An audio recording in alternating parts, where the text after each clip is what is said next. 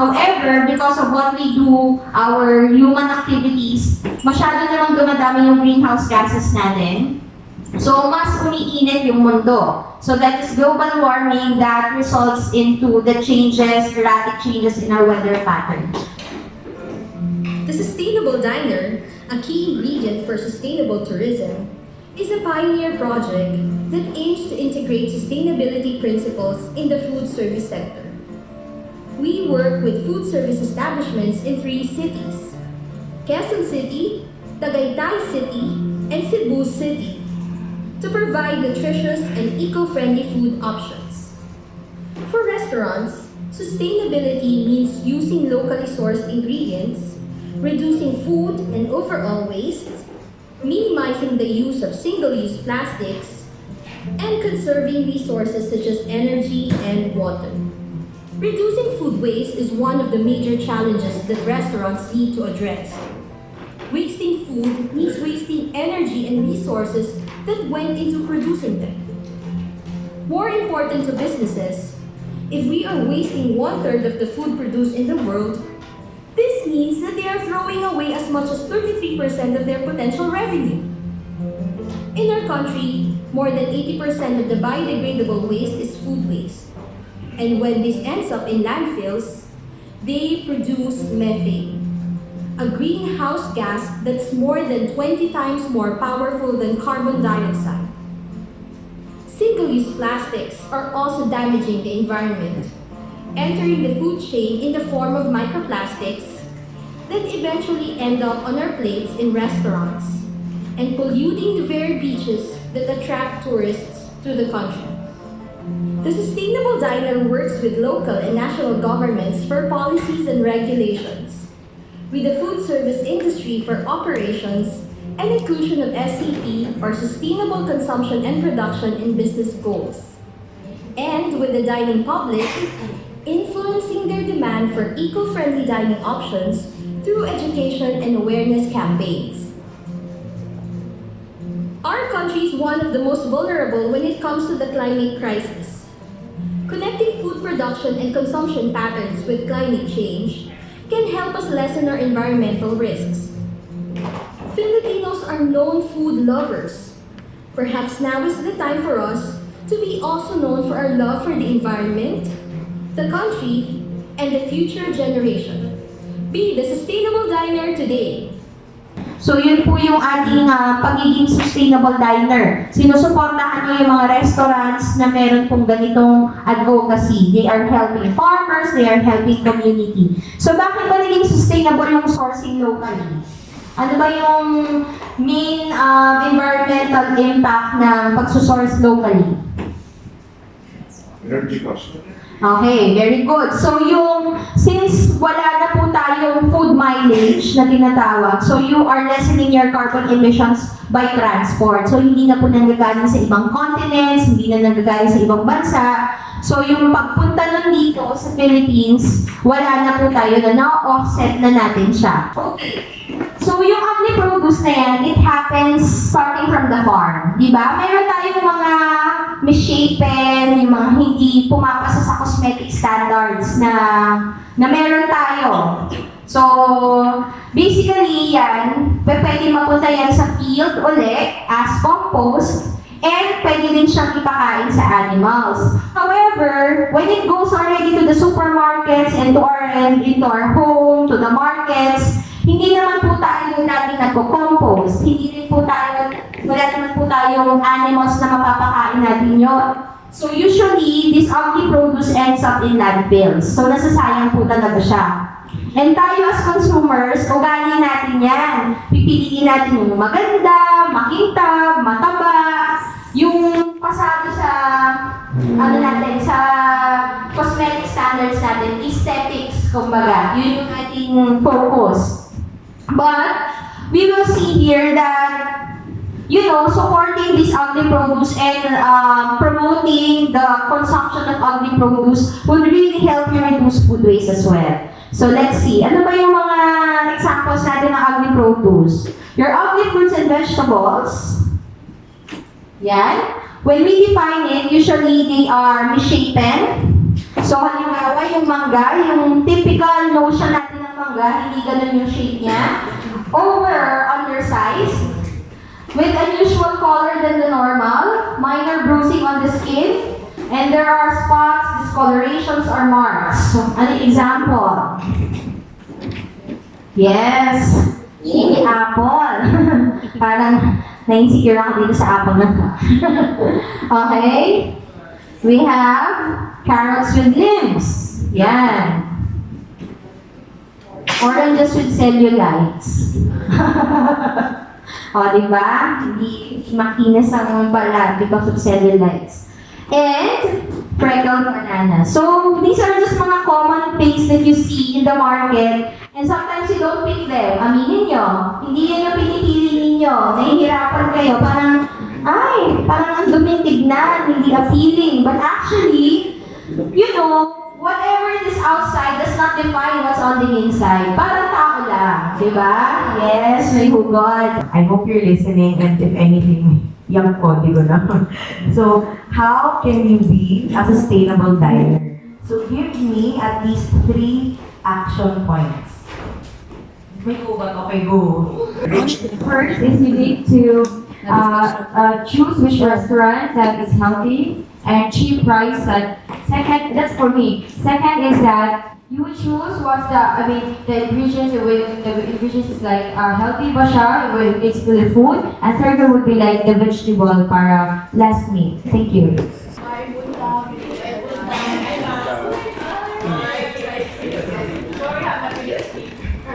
I've been working with advocacy for the past 6 years, but my advocacy is hunger, children, nutrition, and food security. And that's what Safety Share is all about. Children, nutrition, hunger, and food security.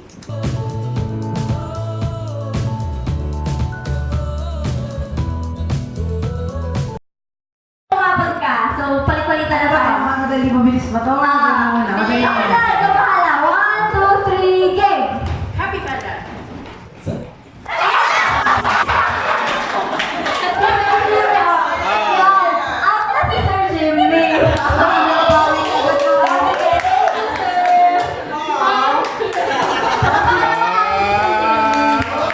You ever looked at a banana peel and wondered, All that time spent nurturing the banana, and now it's just waste? could this humble peel serve a greater purpose? Currently, in the US, over 60 billion pounds of mineral-rich food material go to landfills each year. Imagine if we diverted those billions of pounds from the landfill and turned them into compost. Imagine our cities, vacant lots converted into food forests. Imagine abundance everywhere. And it can help reverse climate change. But most likely, it won't. Why? Because we're insane.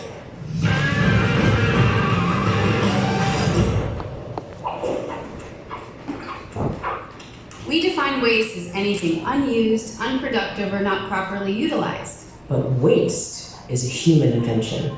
We're the only creatures on Earth who don't live a zero waste existence. Yep, thanks to trillions of microbes that are in and around everything, including us. Anything that lives gets repurposed and contributes to the growth of new life. Some 500 million years ago, these microbes brought plants onto the land. The microbes provided minerals and water in exchange for carbon sugars produced by the plants through photosynthesis. This resulted in a terrestrial explosion of life. More life meant more excretions and deaths, which meant more food and nutrients for decomposers, and all soil life, known as the soil food web. This increased the abundance and biodiversity of ecosystems and turned barren land into fertile soil. Today, composting mimics this natural upcycling process, transforming combinations of organic material into life-filled, nutrient-available organic matter. Compost isn't just mulch, manure, or food waste on its own, nor does it stink. Compost has the aroma of the forest floor after a rain. It also has superpowers. Compost can enhance food nutrition, increase crop yields, and strengthen plants' immune systems, all while increasing the soil's water holding capacity. And Compost stimulates plant growth by bringing in microbial life, nutrients, and water-retaining humus to depleted soils. More plant growth takes even more carbon out of the atmosphere. Microbes feed plants. Plants feed microbes, and the self-regenerating soil carbon pump cycles on and on, building soil. Compost is a regenerative substance. It isn't just fertilizer. It's an essential microbial source, a probiotic for the land beneath our feet. Now, while we've made some great progress recycling paper and even composting yard trims, currently in the US, over 50% of trash going to landfills is food scraps, paper, yard trims, and wood, all compostable materials. We are throwing away the very building blocks of life. Only 5% of our food scraps get composted. 5%. That means over 60 billion pounds of mineral-rich food material, much still fully open, the weight of 4.5 great Egyptian pyramids, go to landfills each year, and there it rots, creating methane gas, a greenhouse gas up to 86 times more potent than CO2. And it's not just food. Grass, leaves, and clippings, all designed by nature to fall back to the ground and increase fertility, are shipped miles to landfill. Now that's insane. Some city governments are finally stepping up by providing green bins to make composting more available, but too often they're misused. Toxic material, trash, is being mixed with the stuff we grow our food in. Just stop it! Don't put toxins or non-organics in that bin, please!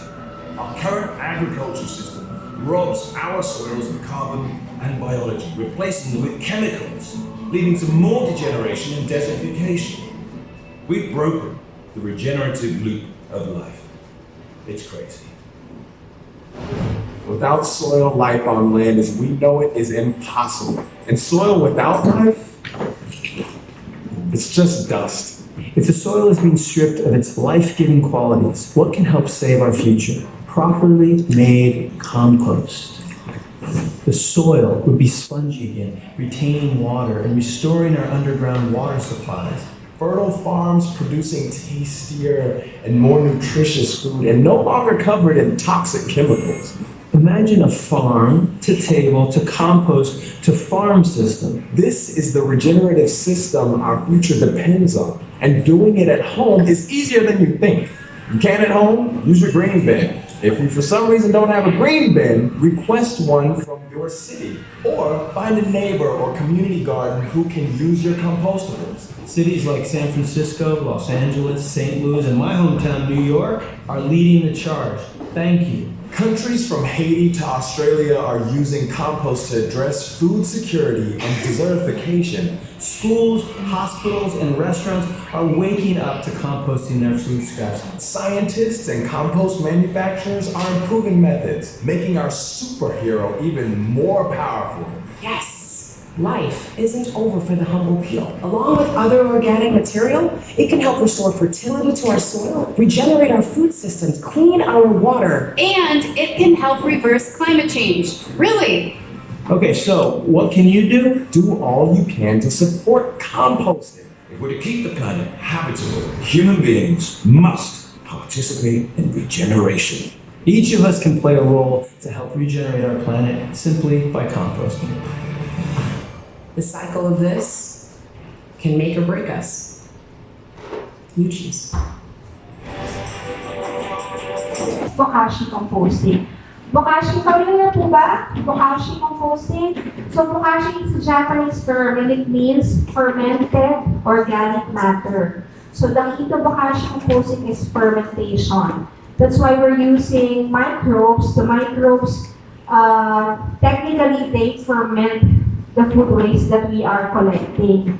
So one reason that we're looking at Bokashi Composting as our way to compost the food waste is that all food waste can be added in that bucket. No need to sort through your food waste. Vermicomposting is actually very good and maganda yung vermicast. But our worms are vegetarians then. So you can give them meat, dairy, or cooked na mga food. You just give them the what's this, vegetable and fruit peelings, scraps. So with Bokashi, so you have a bucket at home, you toss everything inside your bucket. The only thing you won't put inside is liquid. So ating mga tirang sabaw, sauce ng ating pagkain, hindi na natin isasama sa bucket. And since we're going to use the Bokashi brand, the food waste will undergo fermentation. We know fermentation is widely used in food production, no? And they're doing that because they've already learned that there are a lot of health benefits with fermented food.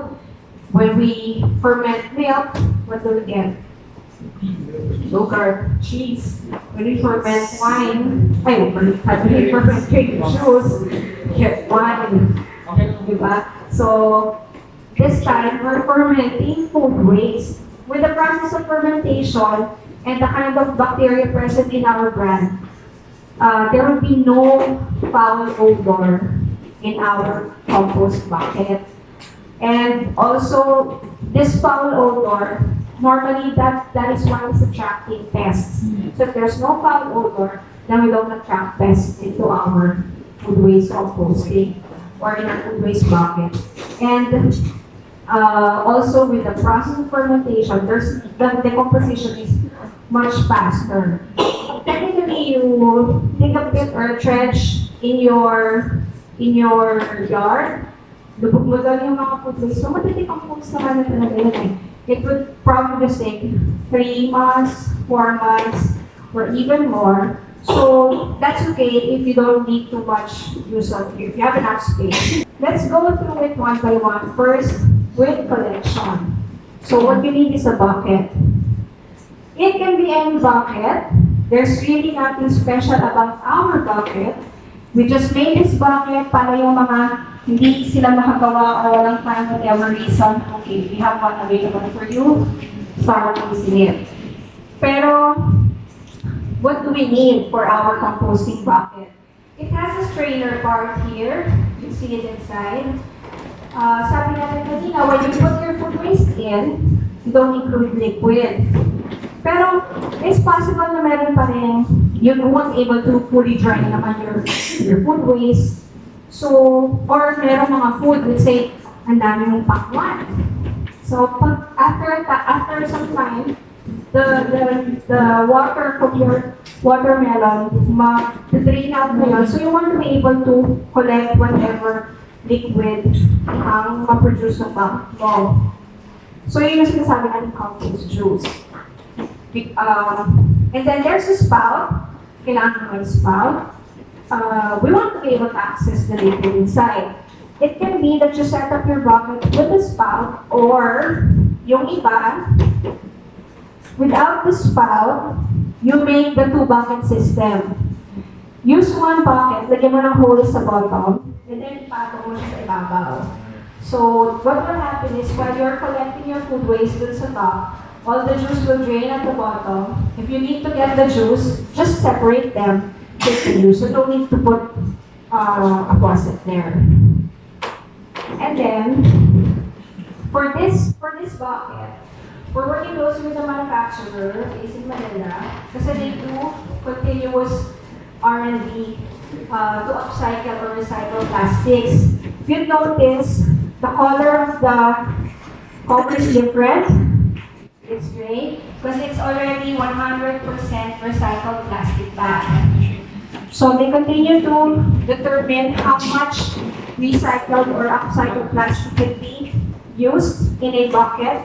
Although they already confirmed that it can be 100% kasi yung strength ng plastic hindi kaya na 100% recycled. So as they do that, we hope to eventually have a bucket na upcycled na din siya. But here, this is the key, the Bokashi brand. We call it Bokashi brand, and it's literally made of rice bran, darak, which we get from rice mills. In making a rice bran, you can actually use any organic matter, organic waste present, and you just ferment it with the microbial solution. For us, kami ang gumawa ng Bokashi and easiest for us to access is rice bran. Ito lang yung rice mill doon sa areas ng Rizal, Bulacan. You can get rice bran. Mix it with carbonized rice hull and ferment it with our microbial inoculant. So, this microbial inoculant is like the cultured milk. You prepare it, you mix it, and let it ferment for 3 weeks. After 3 weeks, your bran, ano siya? So your bran now has billions of microorganisms. So a handful is enough for your food waste na ilalagay mo sa bucket mo. So I can pass this around, you can look at and see what's inside and how it smells. So, careful. Huwag niyo na i-put sa kape. Okay. So that's your rice bran. So we're doing it we're doing it in Bulacan. If this is something that we can do in Cebu, pwede natin siyang, we're talking to possible community partners para local siya gagawin, hindi natin kailangan dadalhin pa from Islander kasi you have all the raw materials here. So you just need to teach them how to do it. You don't have rice. What kind of waste do you have?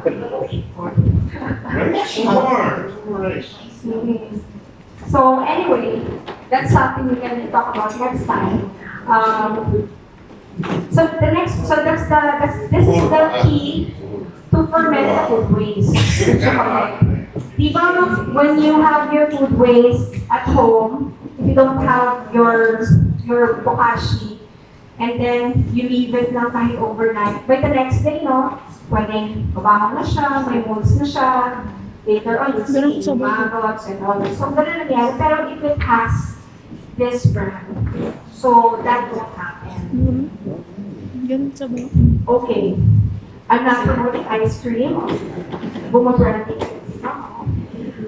Pero, we're saying, have a temporary collection din. Why? If you see this, the top part, yung ice cream tub has holes. What we do is we put it by the sink.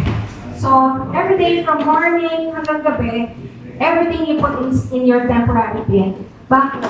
Sabi natin aerobic fermentation. So ayaw naman natin kumain ka lang ng saging, punta ka na sa bucket mo, so hindi ka mayat-maya nagbubukas ng bucket just to throw something. Ipunin mo muna from morning to evening. When the day is over, that's when you open your bucket, toss your collected food waste in. Then, how much of the brand are you going to put? This will help you measure. If you have a full tub, that full tub would require just a handful of bokashi. So there is no exact formula that 100 grams to 110 grams of bokashi. Una, we have different kinds of food waste. So if you're vegetarian, you only need very little, konting microbes lang to ferment your vegetable scraps. But if there's a lot of meat in your diet, you need to double or even triple the brand. We need more of the microbes to work, mga protein, high in protein, mga diet. So that will be your measure. So this tub will help you that you don't open your bucket very often every day. And this will tell you how much brand you need to put inside. Alright. So, of course, for food waste. Pinag-usapan na natin ngayon is just food waste. It's not even food loss. Food loss is different, no? Yun yung before it reaches the consumer, marami lang nangyayaring losses sa ating pagkain. Now we're talking about those that made it to our table but for some reason hindi natin na-consume and we have to throw it away. Again? Sorry naman. Anything? Sorry. Picture. Okay. Alright, next. Anything for preparation. You can put in your bucket.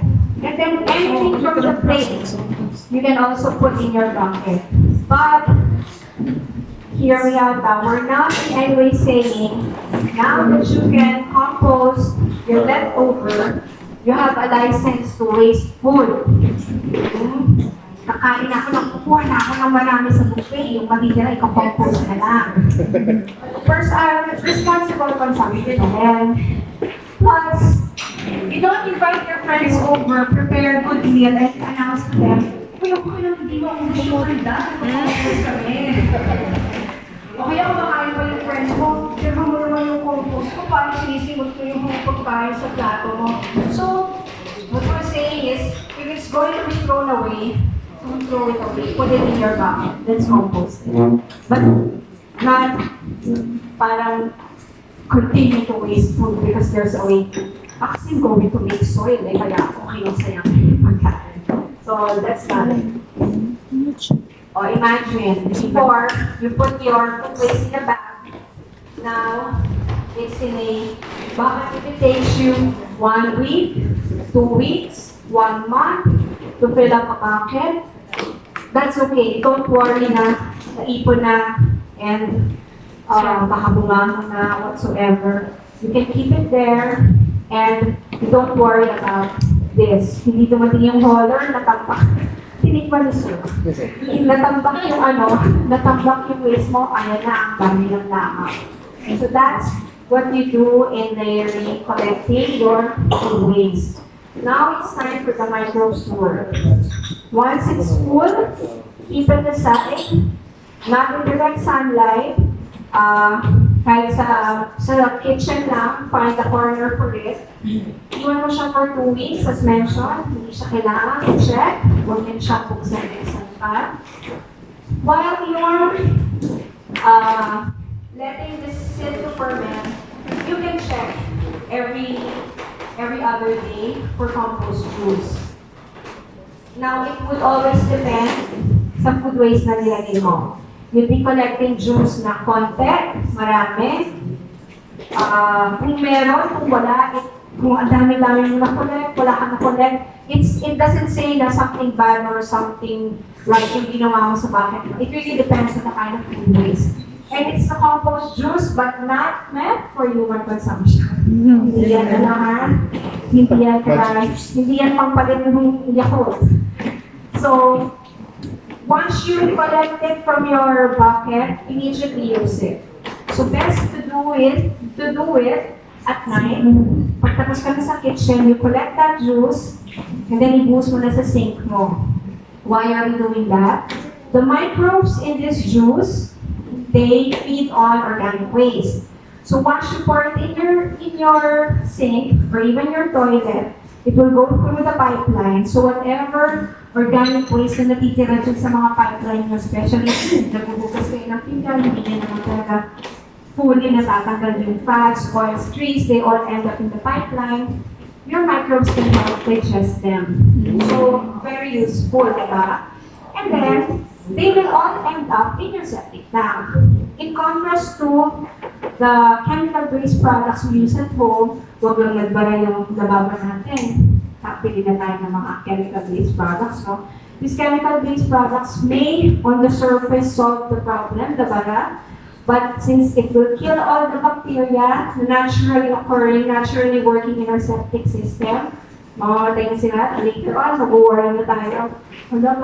Ang baho ko, sumisigaw sa trabaho, as mag-backflow siya. So, hindi talaga nakakatulong in the long run. So, we want to help increase the number of good microbes in our septic system. So, yes? I think with that without animals. Sorry? I think without eating animals, with pets. Yeah. You mean, if this juice, better not give it to them, maybe too acidic for them. But the microbial inoculant are actually used for pets. The main microbial inoculant before you make it into this solution or to this bokashi, they're given as probiotics to animals. So, you mean to say it would also be helpful to dogs? Yes. For dogs, they're used can add it in their drink, in their water, and then when you give them a bath, give it as their final rinse. It will give them a better fur, and there's not much the lovely dog scent will improve. And we have a friend who would use it regularly to clean that area in her house where the dogs do their thing. So by using this to deodorize, sanitize, then there's no bacteria. So now you're ready to, after 2 weeks, no, you left it for 2 weeks. After 2 weeks, you can now compost it. Kailangan ba 2 weeks? It's not really a hard rule na, 2 weeks siya ngayong araw na to, gano'n lang. Ideally 2 weeks para that's enough time for the microbes to process everything that's inside. If it's more than 2 weeks, it's actually okay.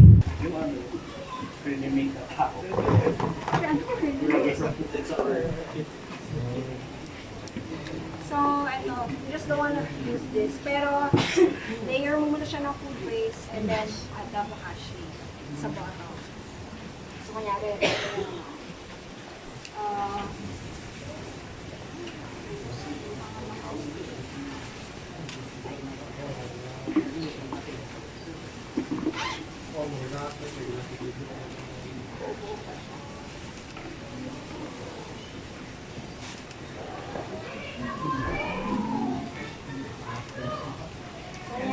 yan yung for the day. So, pinakpan mo na siya ulit. And then, bukas, meron ka na ulit i-add. So, lagay ko ulit. Yung this is for the next day. Hindi siya nagdaing. Na? Isda ba? Fish? Ako. Yeah. Any food. Pero mga ano ma'am, like seashells.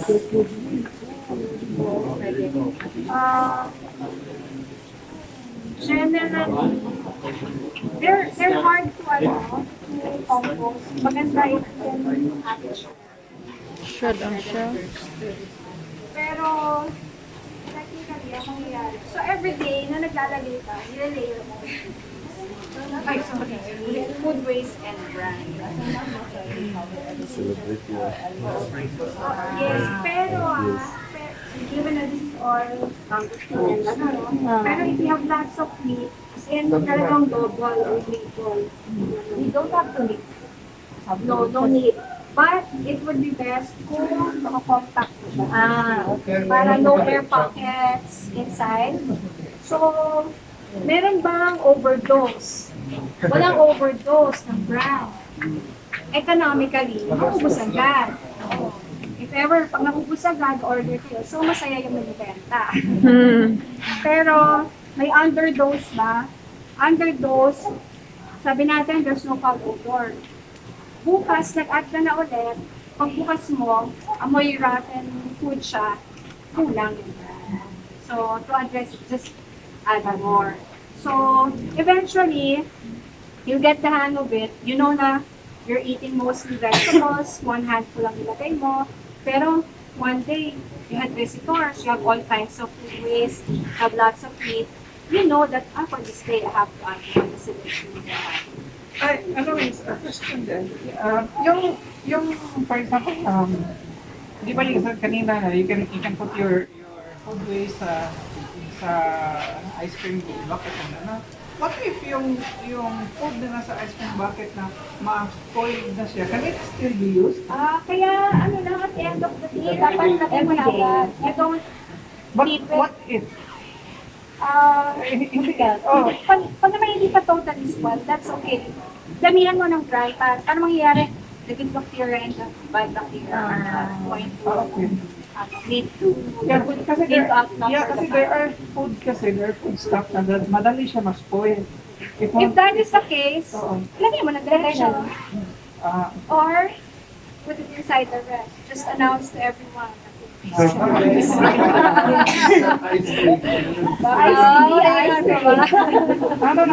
Kasi kung may spoiled food, it might affect the system. Basta hindi pa siya yung super moldy, Sige, that's okay. Pero,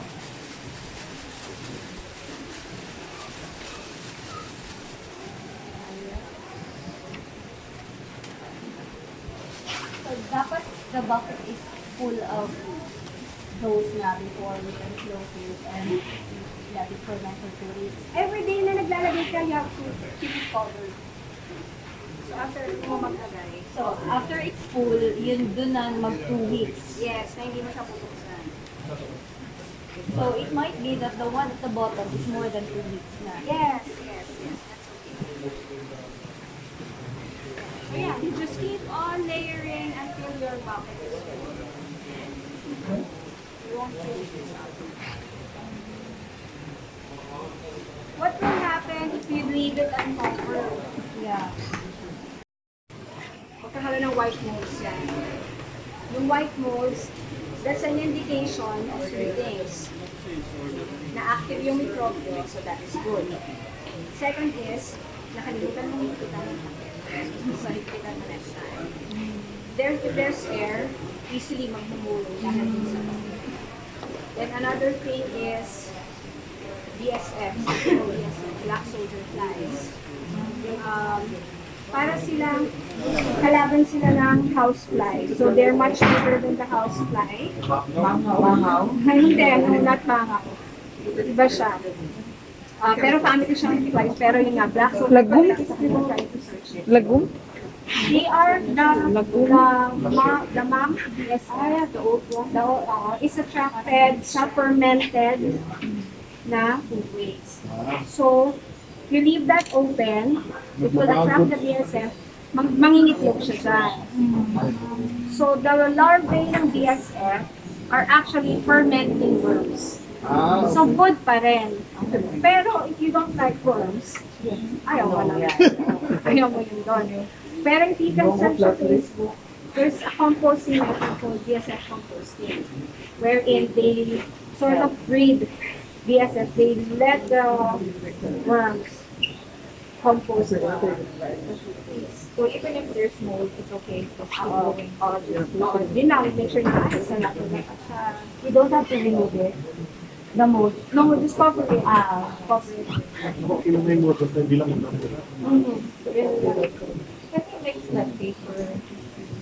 Paper to add na mag-absorb ng mga liquid, kaya yan yung layer na yan. That's okay. Pero you can add them na lang para you don't use up the space of the bucket. Kasi sayang yung space for food. Mix them when you're layering na sa soil. So when you're layering your soil, food waste, leaves, diba? Ano yung mga shredded paper na doon. So, dun mo na siya gawin sa soil. Kasi they don't need to be fermented. Yung So, food waste. can we see that Bokashi Composting is for food waste? Na normally, ayaw natin siyang iwanan kasi nga, by tomorrow, mapa.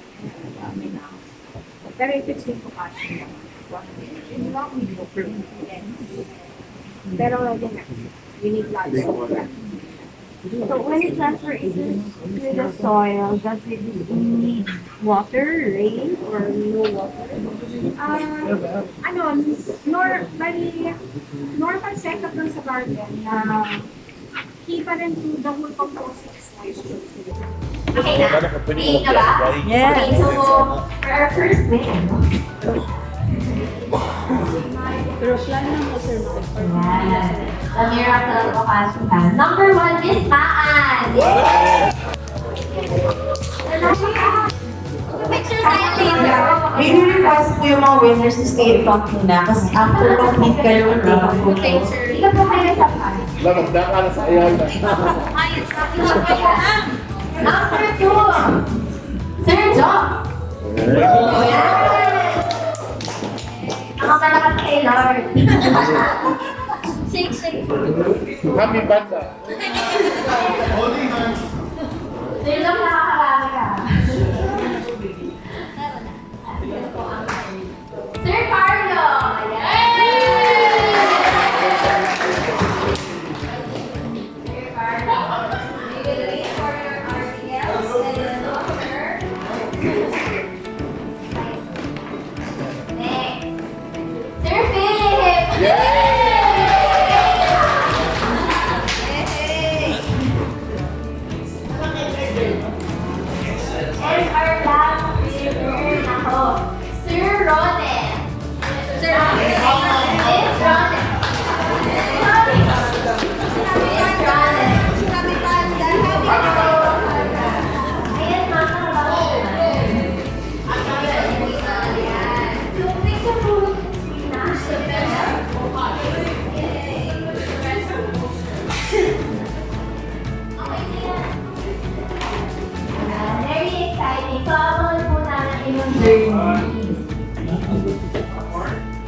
Thank